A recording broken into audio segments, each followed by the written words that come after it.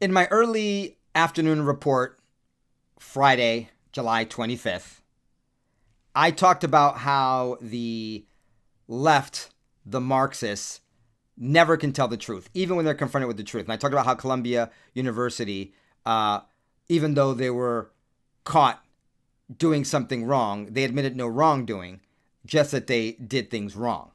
Always a game of semantics. They never want to be wrong, even when they are. And we have a perfect example of this. I don't know if this is just sociopathic behavior, Marxist behavior, but you got to check this out. So let me tee this up for you. Now that Tulsi Gabbard is sharing shocking new details on the Russia collusion hoax that implicates former President Barack Obama, which President Trump, once again, I covered that in my previous report, and reports that he is the ringleader, that he is guilty of a treasonous conspiracy, but because of the Supreme Court ruling on presidential immunity, he probably has some cover, and that's why President Trump says, you owe me. But that doesn't change the fact that the swamp is going to do what the swamp is going to do. So national security analyst Beth Sanner was on CNN, and you will not believe what she insisted this week, what she said, even though we've always known, but we have absolute proof that Russia had nothing to do with 2016 and that Obama and the people knew it. And now that this is coming out, guess whose bidding they're doing. You probably guess how this is going to end, but watch this clip to the very end. It's almost its own punchline. What I don't appreciate is that these are cherry-picked examples, that they are quibbling, angels dancing on the head of a pin when we have volumes of reporting. You're always going to find one report that's different. Okay, yeah. Whatever. The big message here for Americans, Russia tried to interfere in our election processes with the point of undermining our confidence in our democracy. And by bringing this up again, the Trump administration is doing the work of our adversary, Russia. You heard that right, folks. It's not just Russia, Russia, Russia. It apparently is, to Ms. Sanner, Russia, Russia, Russia, Russia. Even after all that's been revealed, she doubles down that President Trump and his people are, in fact, doing the will of Russia by exposing the fact that Russia had nothing to do with it. Wow. I think I would probably die of starvation if I was lost in the maze of how leftists think, because there is no escape from that lunacy.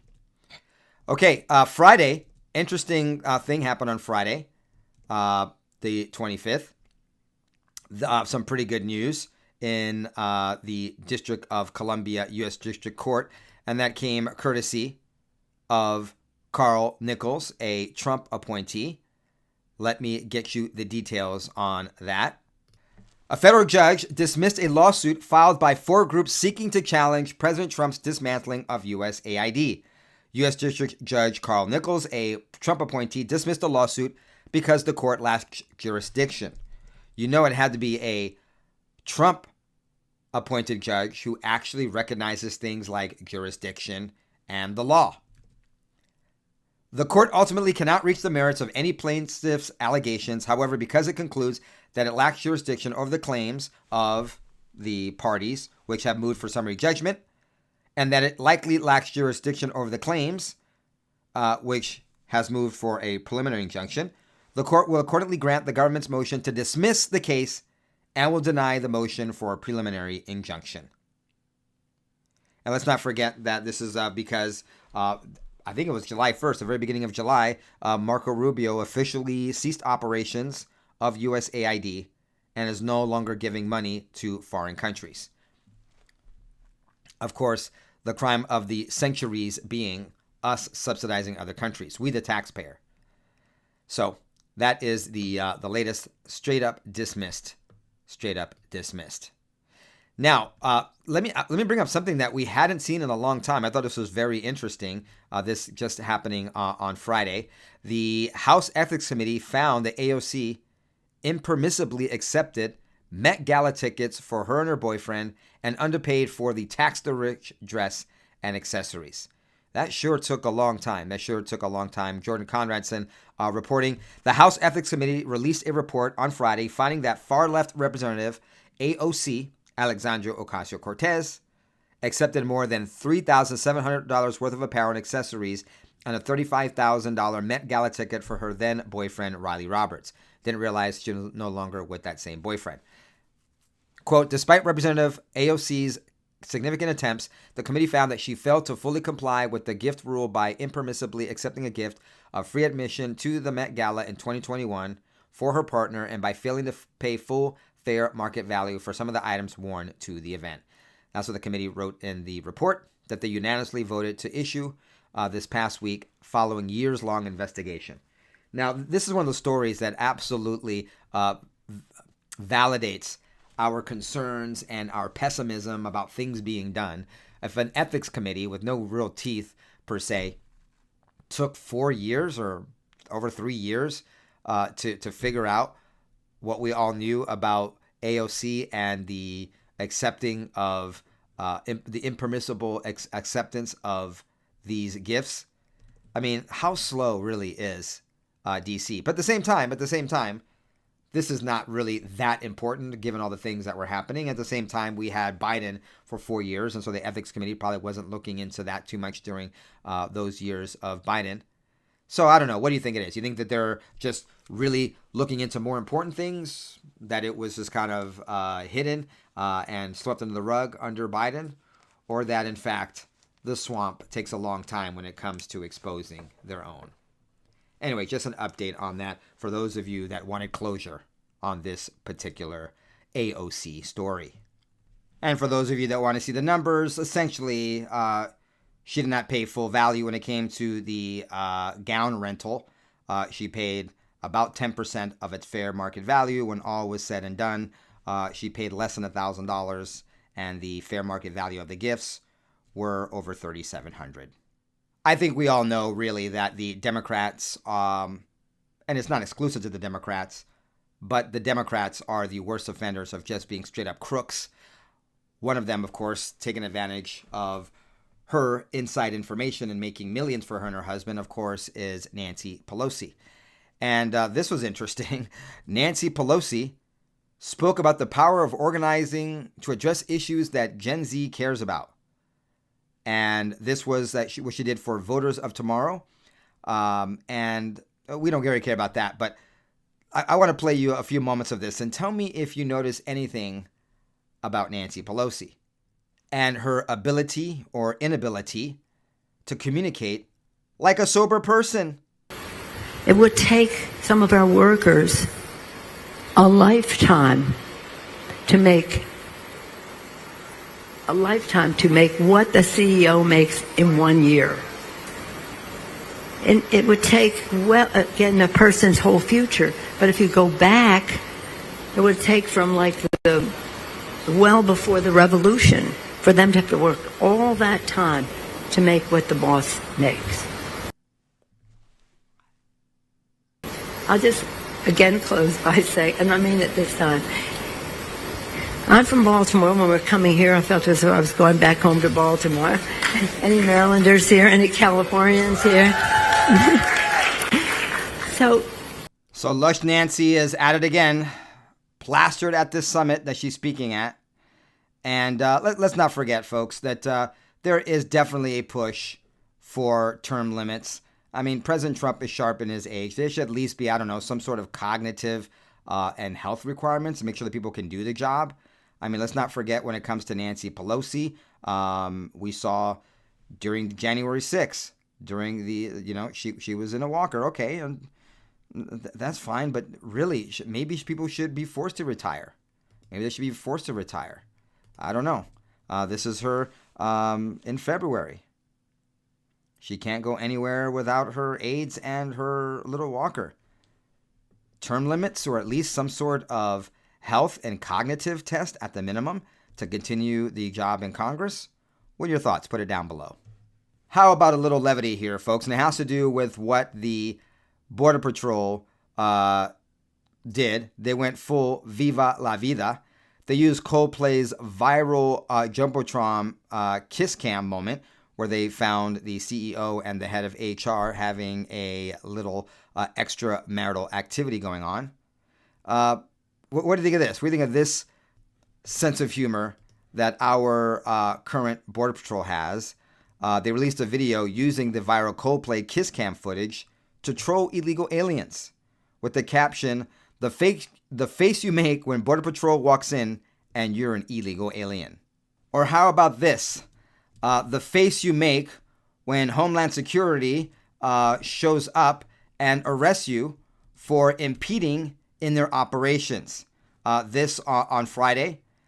Homeland Security arrested a medical worker this morning east of Los Angeles, seen in a viral video, accused of impending immigration agents from arresting an illegal migrant they were trying to take into custody after he fled on foot into the surgical center back on July 8th.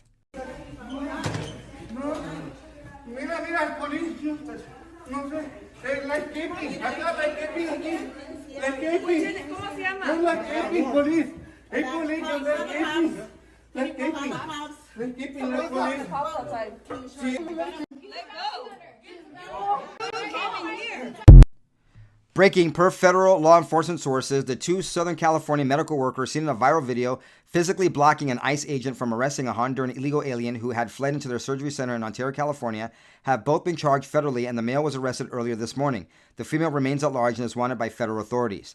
I'm told, let's actually go into the actual announcement that was made.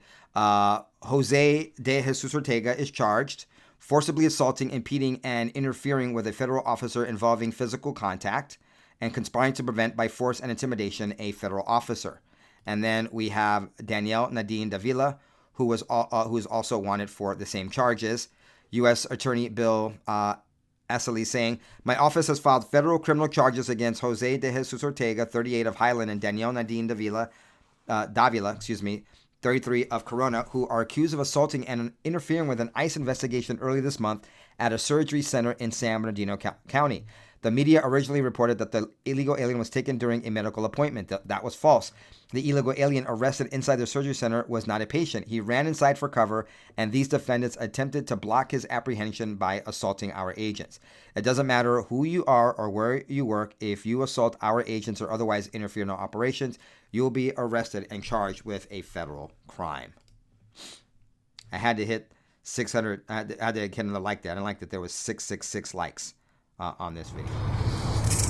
Sound of my voice.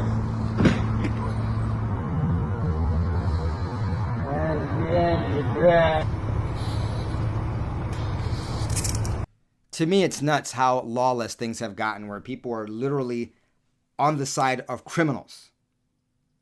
They don't even know who this guy was. He wasn't a patient. The guy could have been a PDF file. And they were stopping ICE from arresting this person. It's crazy to me. It's crazy to me.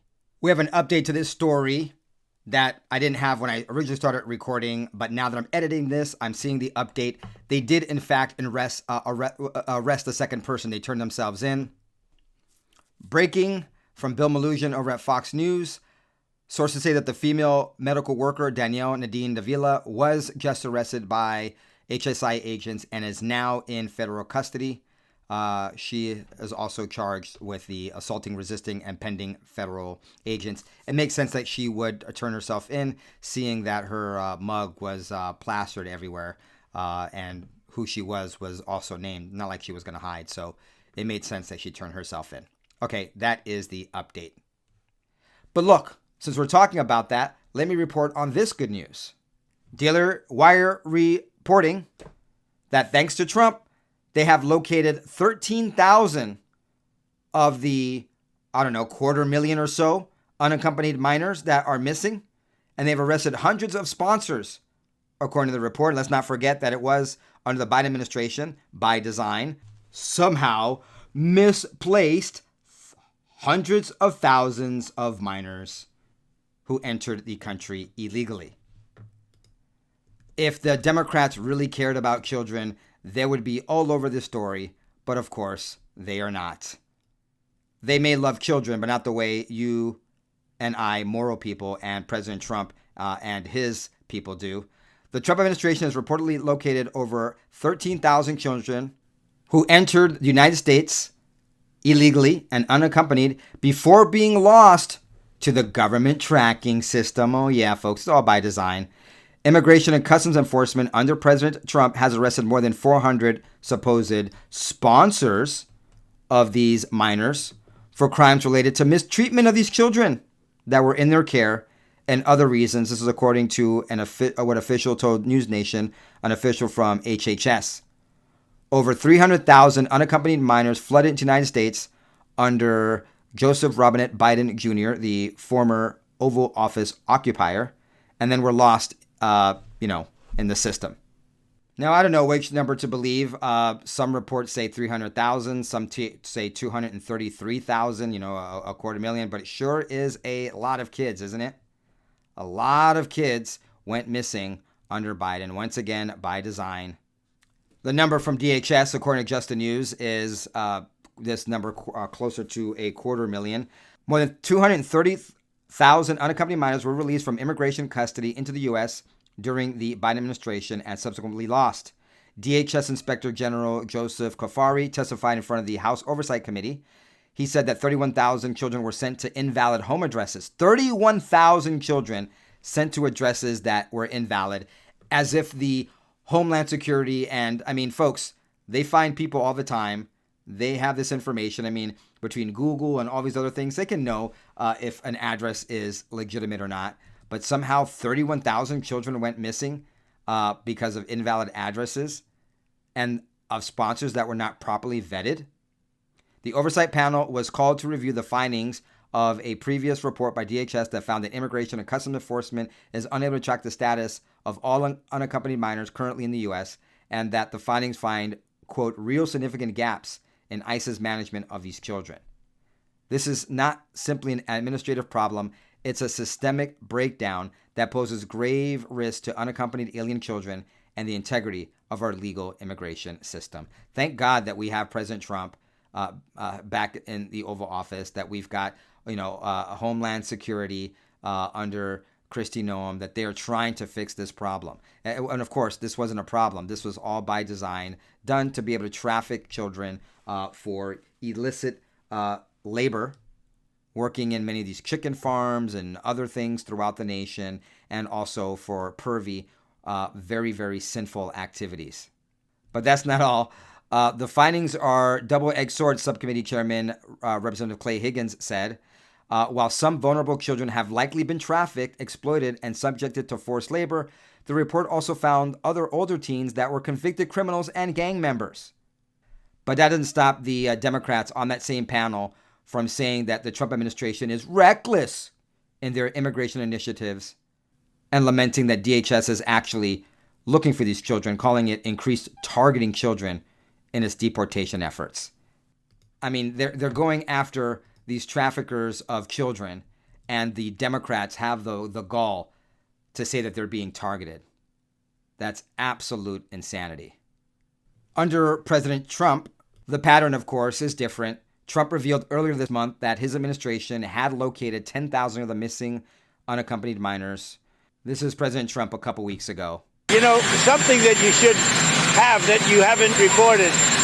As you know, 300,000 children are missing, right? 300,000 under Biden. We've already gotten back 10,000 of those children, and we have a lot more planned to come back. We're getting them back by the thousands. But 300,000, and as of this morning, over 10,000 we've gotten back. Another promise kept by President Trump, because that 10,000 obviously has expanded. And this gets no love, no attention from the pervy Democrat, these absolutely disgusting, vile, wicked, evil diddlers and map-eat people. For those who know what I'm referring to. President Trump keeping his promise to get these children back. I love it how the left always talks about how they care about the little man and those vulnerable people, when it's their president, Joe Biden, that ran the biggest operation to take advantage of these vulnerable illegal alien children. God bless Trump and his administration for finding these kids. Unfortunately, there's so much more they still need to find. Let's continue with this topic of looking for and President Trump's law enforcement getting to the bottom of the abuse of the most vulnerable among us, minors, children, etc. With the latest when it comes to Epstein and Ghislaine Maxwell. On Friday, during the second day of Ghislaine Maxwell's interview with Deputy Attorney General Todd Blanche, it wrapped up, and we are getting news that she answered about questions about 100 people. New at 2, Deputy Attorney General Todd Blanche's meeting with convicted sex trafficker Ghislaine Maxwell has ended. This as critics are calling for more transparency in the Jeffrey Epstein investigation. That meeting Sandra just mentioned just wrapped up moments ago. Maxwell was escorted back to the prison from the courthouse in Tallahassee. Her attorney said they had a, quote, productive meeting with Blanche, but details of their talks still remain under wraps right now. Now, specifics of what they talked about is under wraps, but there was a report on Friday coming from USA Today, and this is what they had to say, that after the conversation wrapped up during the second day of questioning, it was a lot. The Friday's conversation, we understand, was shorter than Friday's conversation. For a day and a half, Deputy Attorney General Todd Blanche questioned Maxwell about Epstein and others possibly involved in a notorious sex trafficking operation. The interviews were held in Tallahassee, which we know. It's unclear what exactly came of the closed doors interview, but David Marcus, an attorney representing Maxwell, said his clients answered all of the government's questions, including those of about 100 different people. Quote, she answered questions about everybody and she didn't hold anything back, he said. Marcus did not name anyone who was mentioned, and he declined to say whether President Donald Trump was the focus of any of the Justice Department's questions. Very interesting. Also, what's interesting is that they haven't officially done so, but the Ghislaine Maxwell people are looking for a pardon or some kind of commutation from President Trump. What else did Maxwell's attorney say? Well, he said a lot. We wish we could be in and hear what was said in the actual meeting. This meeting was a lot shorter than it was yesterday, but this was a two-day event. The highlight, though, it appears that her team wants a pardon. Watch. We're going to take one day at a time. I know that's very cliche, but it's true because things are happening so quickly. We haven't spoken to the president or anybody about a pardon just yet. And you know, listen, the president this morning said he had the power to do so. We hope he exercises that power in the right and just way. I don't know about you folks, but I don't see any way, shape, or form or any circumstance where Ghislaine Maxwell gets to skate, skirt, escape, or have her sentence shortened, pardoned, or commuted. I don't see it.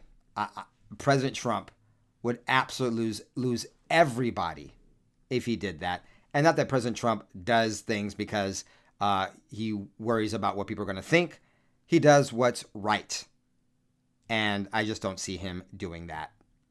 Maxwell, of course, is still seeking to overturn her conviction and filed a petition with the Supreme Court, which the Justice Department has opposed. She believes that she should be the beneficiary of deals that the Florida prosecutors made with Epstein back in the day, and she should have been included in that and not have been prosecuted. Future James back again. I have an update once again that I'm giving you after I recorded this, and now that I'm editing it, let me give you the update. It turns out that Ghislaine Maxwell did get a limited immunity during this meeting. Let me tell you what's being reported here. Ghislaine Maxwell, whose sources told ABC News, initiated the meetings with the DOJ, answered questions about 9 hours over 2 days after being granted a limited form of immunity. The immunity allowed Maxwell to freely answer Deputy Attorney General Todd Blanche's questions without fear that her responses would later be used against her. The so-called proffer immunity is commonly granted to individuals prosecutors are seeking to make cooperators in a criminal case. Maxwell has already been tried, convicted, and sentenced for trafficking underage girls. So She was granted immunity on these meetings, not to be confused with obviously a pardon from President Trump or commutation of her sentence or what have you. So I just wanted to give that update so that I'm complete on the Friday reporting as it pertains to Ghislaine Maxwell and her conversation with Deputy AG Todd Blanche. Now, I want to conclude with what President Trump had to say today, Friday, July 25th, wrapping up after the conversation the DOJ had with Ghislaine Maxwell and the fake news story coming out of Wall Street Journal. President Trump wrapped up Friday being somewhat pointed and vociferous, having quite a bit to say today about Epstein, Ghislaine Maxwell, etc. I say today, Friday, because it is late afternoon on Friday, July 25th. Those folks who are members of our fan club got access to this report earlier. If you hit the join button down below, you get early access to my reports and my videos, especially on the weekends. But let's wrap up with what President Trump had to say. Let's start with this clip. I really have really nothing to say about it. I really have really nothing to say about it. She is being talked to by a very smart man, by a very good man, Todd Blanche. And I don't know anything about the conversation. I haven't really been following it. A lot of people are asking me about pardons. Obviously, this is no time to be talking about pardons. But a lot of people have asked about pardon. This is just not a time to be talking about pardons. Todd will come back with whatever he's got. You're making a very big thing over something that's not a big thing. You should be talking about, if you're going to talk about that, talk about Clinton, talk about the former president of Harvard, talk about all of his friends, talk about the hedge fund guys that were with him all the time. Don't talk about Trump. What you should be talking about is the fact that we have the greatest 6 months in the history of a presidency, according to a lot of people. As we discussed in my earlier live stream on Friday, he's talking about Larry Summers, the former president over there at Harvard, where for some odd reason, Jeffrey Epstein had an office. So, like I said, I don't see President Trump pardoning her or commenting her unless somehow she cooperated in the full blown arrests of these people. But it seems like, from what President Trump is saying, that that's not the focus to go after Epstein and what have you. President Trump, of course, said something very important that often escapes the ears of people. He says, and the hedge fund guys. Remember, many of the people that were associates and the pervy clients of Epstein are the big money people. People behind storied families in banking and hedge funds, and that's why their names have not come out. These are very rich and powerful people. Their names so rich and powerful, we don't know who they are, many of them. Very scary, rich, powerful people. Bankers and the sorts behind the scenes. Now let me show you another clip of what President Trump said. By the way, this all has to do with his 5-day trip. It's a working visit to the UK. He'll be meeting with the Prime Minister Starmer over there to discuss trade and the new deal new tariff deal they signed in June. So this is him on his way to Turnberry, Scotland. And by the way, there was a huge crowd that was awaiting President Trump on his arrival. Upon landing, President Trump took some more questions from reporters there on the tarmac, and one of them, a reporter, referred to the Wall Street Journal hit piece, asking President Trump if he was told that his name appeared in the Epstein files.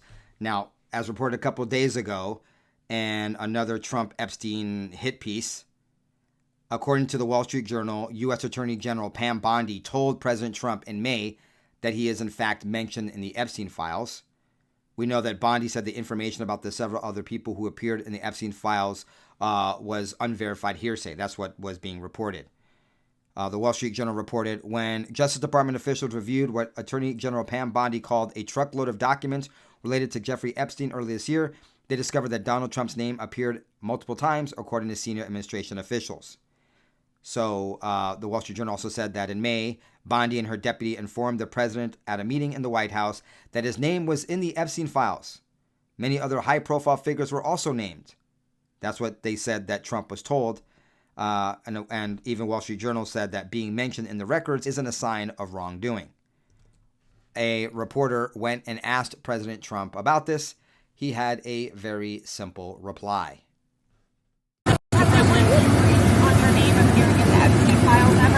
No, I was never briefed. No. If you couldn't hear the question from the reporter, they were just asking President Trump if, in fact, he had been briefed about his name being on the Epstein list. And President Trump, as you heard, said, no, I was never briefed, no. And as I shared with you previously, coming out of the DOJ, that this was a collection of falsehoods and innuendo designed to push a BS narrative and drive clicks. And President Trump's Stephen Chung said that this is nothing more than a continuation of the fake news stories concocted by the Democrats and the liberal media. But we are not mainstream media. I am not liberal media. I don't concoct the news. I just report and analyze it. And that's why you're here, and I appreciate you being here. Please like, share, subscribe, hit the notification bell. I will have more reports for you. Please don't forget to check out my other show, the BCP podcast, where I am unfiltered. You can catch that at bcpextras.com or therealbcp.com. Links to everything are down below.